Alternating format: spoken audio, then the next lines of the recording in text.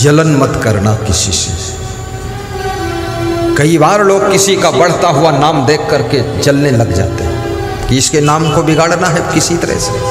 और याद रखना, आपका नाम बढ़ने लग जाए, धन धाम बढ़ने लग जाए, दौलत बढ़ने लग जाए, शक्ति बढ़ने लग जाए तो ज्यादा विनम्र हो जाना, अपनी शक्ति का दुरुपयोग मत करना, किसी को सताने में शक्ति मत खर्च कर देना, अन्यथा शक्तियां पुनः एक कुदरत वापस लेना शुरू कर देती है। शक्तियां उसके पास में परमानेंट रहती हैं जो अपनी शक्तियों का सदुपयोग करता है, शक्तियों का प्रयोग दूसरों की रक्षा करने में करता है, उसकी शक्तियां निरंतर बढ़ती चली जाती हैं। जो अपनी शक्तियों का दुरुपयोग करता है, दूसरों को सताने में शक्ति खर्च करता है, वो एक दिन शक्तिहीन हो जाता है, वो शक्तिहीन हो जाता है।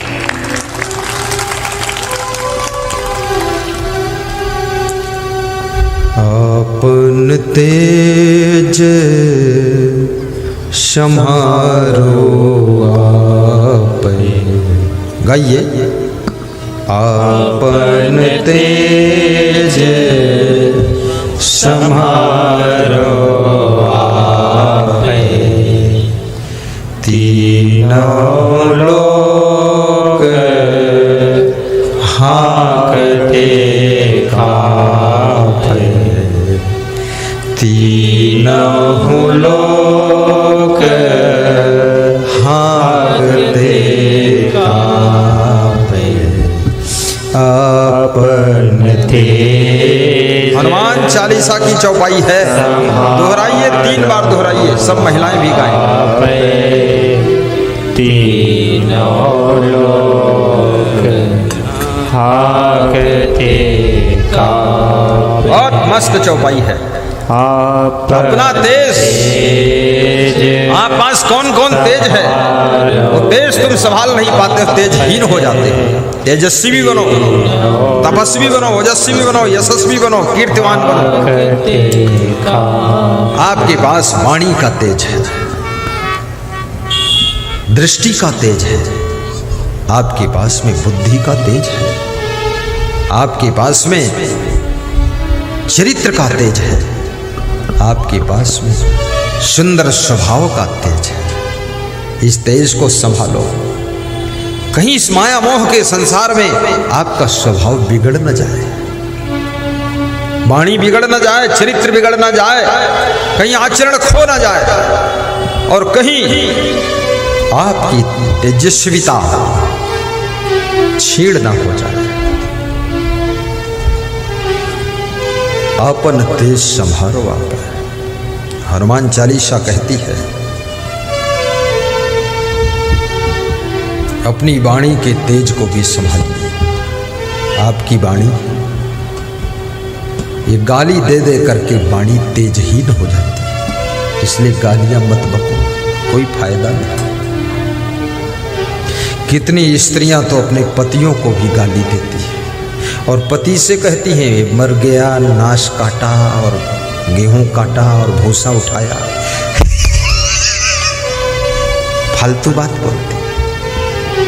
कितने पुरुष भी इतने क्रोधी हैं, अपनी पत्नी को बहुत गाली देते हैं। तो याद रखना, गाली मत दो।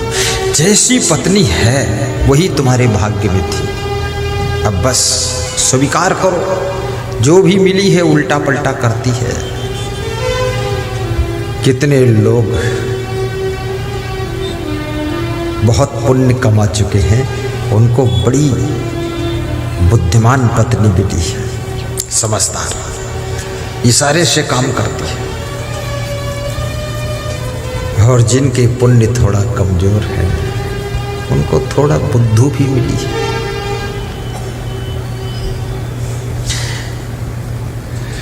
चाय मांगते हैं तो गिलास में ला कर देती है, और पानी मांगते तो कप में ला कर देती है।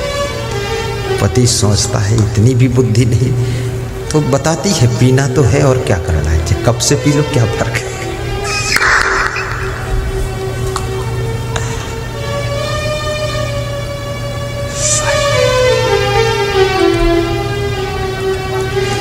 बुद्धिमान पति मिल जाए तो समझो कोई जन्म का पुण्य था।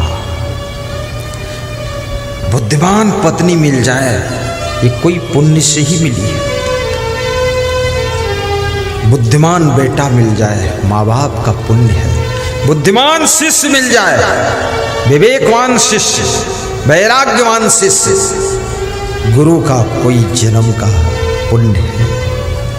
और सुयोग्य गुरु मिल जाए, वैराग्यवान गुरु, तेजस्वी गुरु, ओजस्वी गुरु, ज्ञानी गुरु, ध्यानी गुरु, सदाचारी गुरु, जितेंद्री गुरु, ऐसा गुरु जो कल्याण का काम कर दे शुरू, ऐसा मिल जाए गुरु तो समझ लो पूर्व जन्म का बहुत ढेर पुण्य था, इसलिए ऐसा गुरु मिला।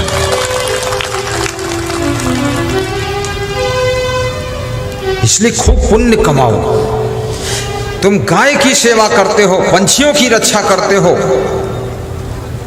जीवों पर दया करते हो, प्यासे को पानी पिलाते हो, भूखे को भोजन खिलाते हो, अतिथि का सत्कार करते हो, संत का आदर करते हो, सत्संग समागम कराते हो, ये सब करने से बहुत बड़ा पुण्य इकट्ठा होता है। दान करने से भी पुण्य होता है। किसी के दुख को दूर करते हो तो पुण्य इकट्ठा हो जाता है। हमारे पास में एक माता जी आई पिछले गांव में, बोली मेरी चैन खो गई, गले की चैन। तो मैंने ऐसा फूल उठाया, उनके सिर पे लगाया। हमने कहा माता जी दुखी मत होना। तो वे अपना बटुआ खोलने लगी और बटुआ से 100 रुपये निकाल कर दान दिया। हमने कहा माता जी चैन खो गई और फिर भी 100 रुपये दान दे रही हो। बोले ये 100 रुपये के दान से इसी पुण्य से दूसरी चैन मिल जाएगी। तो हमने कहा आप ज़्यादा दुखी नहीं हैं? बोले आपके ज्ञान से दुख नहीं हो रहा है, दुख नहीं हो रहा। तो मैंने कहा आशीर्वाद है, मिल जाएगी चैन, मिल जाएगी। याद रखना, माताओं बहनों से नम्र निवेदन करूँगा, जब सत्संग में आया करो, सोने चांदी के गहने घर में सुरक्षित रख करके तब आया करो। सत्संग में आओ, गुरु जी की माला पहन लो। वहाँ दुकान पर, साहित्य की दुकान पर गुरु की लाकेट वाली माला बिक रही है, खरीद लो 10-10 माला, पहन लो 1-1 माला और कुछ घर वालों को पहनाओ जा करके, वही शोभा देता है। और दूसरा निवेदन है, जब गुरु जी को प्रणाम करने आओ, आशीर्वाद लेने आओ, तो लाइन लंबी लगा लो, धक्का मुक्का मत करो। एक के पीछे एक, बारी बारी प्रणाम करते जाओ, गुरु जी का आशीर्वाद लेते जाओ। फट से इधर सामने निकलते जाओ, साइड से आओ और सामने निकल जाओ। एक दूसरे को छुओ मत, धक्का मत मारो। गुरु जी जाएंगे कहाँ? चारों तरफ से आपके बीच में घिरे हैं गुरुदेव, जा कहाँ सकते? 10 मिनट ज्यादा लगेगा, फर्क क्या है? धक्का नहीं मारना। लेकिन माताओं बहनों में एक विशेषता होती है, ये धक्का मारती भी है और धक्का खाती भी है। और तब इनको अच्छा लगता है कि 2-4 धक्का लगे, बड़ा अच्छा लगा। नहीं, धक्का मारो भी मत, धक्का खाओ भी मत, शांति से, नियम से आना चाहिए। गुरुदेव के निकट से दर्शन कर लो, चुपचाप उतर जाओ। हमारे ऊपर फूल वूल मत डालो, हाँ ऊपर नहीं डालो। वो तो पत्थर की मूर्ति होती है, उसके ऊपर डाला जाता है। ऐसे तुम मेरे ऊपर डालोगे, कोई दूध ला के डालता, कोई पानी चढ़ा दे, कोई बेलपत्र चढ़ा दे, कोई चावल डाल दे, ये नहीं, ऐसा नहीं है। गुरु जी के सामने टेबल लगा, उस पर रख दीजिए, बस हम ले लेंगे वहां से, सब मिल जाएगा गुरु जी को। और गुरु जी के चरण भी मत छुओ, नहीं, चरण नहीं छूना है। तो फिर गुरु जी को हाथ जोड़कर बोलना है, साहिब बंदगी मत, निकल जाना। तो क्या छूना है? गुरु जी के आचरण छू लेना है।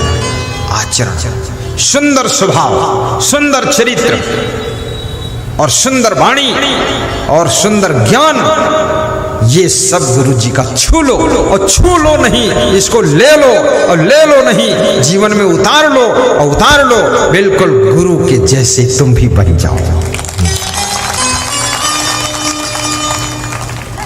जिससे गुरुजी तुम्हारे कभी ना बीड़ी पीते, न दारू पीते, न पान खाते, न पुड़िया खाते, न तमाकू खाते, तुम भी सब छोड़ दिया, बस त्याग। अरे मेरे गुरुदेव नहीं खाते, मैं कैसे खाऊंगा? आचरण ले लो गुरुजी का आचरण, और गुरुजी का ज्ञान सीख लो, दूसरों को ज्ञान भी सुनाओ, तेजस्वी बनो। आपकी वाणी भी ओजस्वी होनी चाहिए। आप राजनीति करते हो, ओजस्वी वक्ता बनो। ये म्याऊं म्याऊं बोलना जो है, कि सुपौल में एक गली बनी थी, ये इससे न वोट मिलेगी न सड़क बनने वाली है। अरे संसद भवन में भी दहाड़ना पड़ता है, वहां भी कंपटीशन है। हर सांसद अपने अपने क्षेत्र में बजट ले जाना चाहता है, हर विधायक अपने अपने क्षेत्र में बजट ले जाना चाहता है। आपका सांसद विधायक अगर दमखम वाला नहीं है तो आपके क्षेत्र में बजट बहुत कम आएगा। वहां भी बोलना पड़ता है, और बोलना पड़ता, समझाना पड़ता है। तो प्रधानमंत्री भी थोड़ा समझता है कि इसको देना चाहिए, नहीं तो ये मचाएगा वो खुरापात, फालतू बजट दे देगा। म्याऊं म्याऊं करने की जरूरत नहीं। जनता के बीच में भी ओजस्वी भाषण करो, 2-4 श्लोक भी बोलो भाषण में, 2-4 दोहे बोलो, और 1-2 गीत भी गा दो। ऐसा लच्छेदार भाषण, ओजस्वी वक्ता बना। राजनीति भी करो, पूरा मन से करो। राजनीति खराब नहीं है, बहुत अच्छी चीज है। राजनीति में बुद्धिमान, महान, गुणवान, वफादार, देशभक्त पहुंचने चाहिए। तब हमारे देश की सड़कें 4 लेन से काम नहीं चलने वाला है, अब तो 16 लेन की रोड बननी चाहिए, क्योंकि जनसंख्या इतनी हो चुकी है। 16 लेन की रोड हो तब स्पीड गाड़ी पकड़े। हर शहर में ओवरब्रिज, उत्तर से दक्षिण की ओर, पश्चिम से पूरब की ओर। जिसको शहर में जरूरत नहीं ऊपर ऊपर निकल जाए, वहाँ फालतू लाल बत्ती पीली बत्ती खड़े हो। पुलिस वाले परेशान होते हैं, रुको रुको रुको रुको, ये रोड जाओ, उधर जाओ, इधर रुको, क्या फालतू नाटक है। और राजनीति के अंदर भी त्याग रखो। आपका जीवन तेजस्वी तभी होगा जब आपके अंदर त्याग होगा। लोभ लालच नहीं। क्या करोगे इतना पैसा, कोई जरूरत नहीं है। और केवल पैसे से चुनाव जीत भी नहीं सकते आप, ये भी याद रखना। और आदमी ना किसी जाति का है, ना पाति का है, ना मजहब का है। आदमी तो अपने फायदे का है। जहां जिसको फायदा होता है वहां लोग वोट दे देते हैं, उसके साथ जुड़ जाते हैं। फायदा, शक्कर डाल दो, चींटियां इकट्ठी हो जाएंगी, लेकिन नमक की बोरी रख दो, एक चींटी नहीं आएगी। जहां मिठास है वहां चींटियों के झुंड इकट्ठे होते हैं। जहां फायदा है वहां वोट मिलती है। जनता को फायदा होना चाहिए। बोलो ठीक है कि नहीं? बोलते क्यों नहीं हो? नहीं बोलोगे तो राजनीति में चला जाऊंगा। बोलो यही ठीक है ना? यही ठीक है। राजनीति तुम करो, तुम बनो मंत्री, मुख्यमंत्री, प्रधानमंत्री। तुम्हें ही मेरा आशीर्वाद है। जो राजनीति में काम कर रहे हैं उनको ही मेरी व्यास गादी आशीर्वाद दे रही है। उनकी बुराइयां दूर हो, अच्छे इंसान बने, मांस मछली अंडा नशा शराब मुर्गा खाना बंद करें, एकदम शुद्ध शाकाहारी रहे। और इस भारत देश को भारत माता जैसे कहा जाता है, माता जैसी ही इसकी सेवा करे। ये भारत देश महान बने, ऐसा सब नेता काम करें। ओजस्वी वक्ता बनो, यशस्वी भी बनो। आपके कर्म ऐसे होने चाहिए कि आप यशस्वी भी हों, और तपस्वी भी बनो। हर व्यक्ति को तपस्वी, ये महिलाओं को भी तपस्वी बनना चाहिए। यशस्वी महिला बनो। अरे तुम मर जाओ, दुनिया से चला जाए, तुम्हारा शरीर दफन हो जाए, फिर भी घर के लोग 50 साल तक तुम्हारे यश को याद करें कि मेरी माँ, मेरी सासू बहुत अच्छी थी।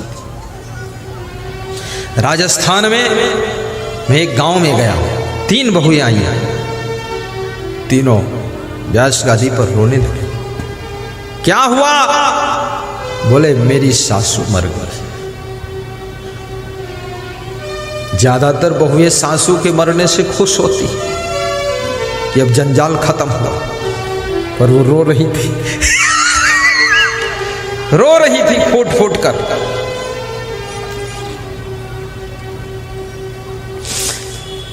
मैंने कहा सासू मर गई, सासू के प्रति तुम्हारा प्रेम नहीं मरा? बोले प्रेम तो जिंदगी भर नहीं मरेगा। मां से भी ज्यादा, पिता से भी ज्यादा, भाई से भी ज्यादा और पति से भी ज्यादा ख्याल करने वाली, मुझे निभाने वाली और मुझे सुख देने वाली मेरी सासू थी। ऐसी सासू। यशस्वी सासू बनो, यशस्वी गुरु बनो और तपस्वी भी बनो। परिवार के लिए, शिष्यों के लिए, फैमिली के लिए, देश के लिए, ग्राम के लिए, समाज की सेवा के लिए कुछ कष्ट सहना पड़े, कष्टों को सह लेना। सबके कल्याण के लिए जो कष्ट सह लेता है वही तपस्वी होता है। याद रखना, परिवार बिखरने न पाए इसके लिए दुख भी सह लेना तो तुम तपस्वी महिला कहलाओगी। तपस्वी महिला।